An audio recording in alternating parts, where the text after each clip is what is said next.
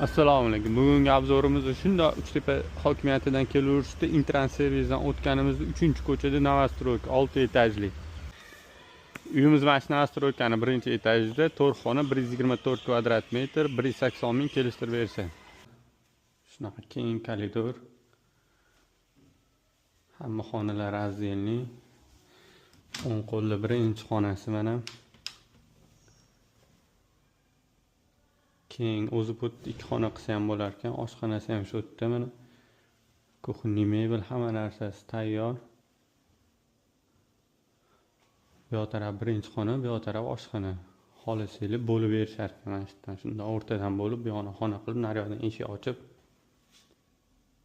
Lekin mana shunaqa keng joy ekan. Mana 1-xonani bu yoq tarafdan ko'rinishi, kimga shunaqa uylar kerak bo'lsa, videoni tashlab qo'yinglar. Mana shu xonadan chiqib ko'rishimizda to'g'risida bitta sanuzel mana.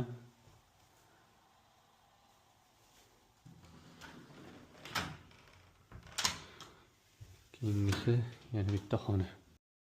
Mana sanuzeldan keyin mana shunaqa kichkina detskiy xonasi bor. Uyimizda hamma yoq ataplini va to'plik-pon. Mana shu 2-xonadan chiqqanimizda to'g'rida sanuzel vannalari bilan. Mana sanuzeldan shunday chiqqanimizda yana bitta xona bor bu yoqda. Mana 3-xonasi, kimga yana shunaqa xizmatlar kerak bo'lsa, profiliga raqamga aloqaga chiqaveringlar. Mana 4-xona, родительский spalni.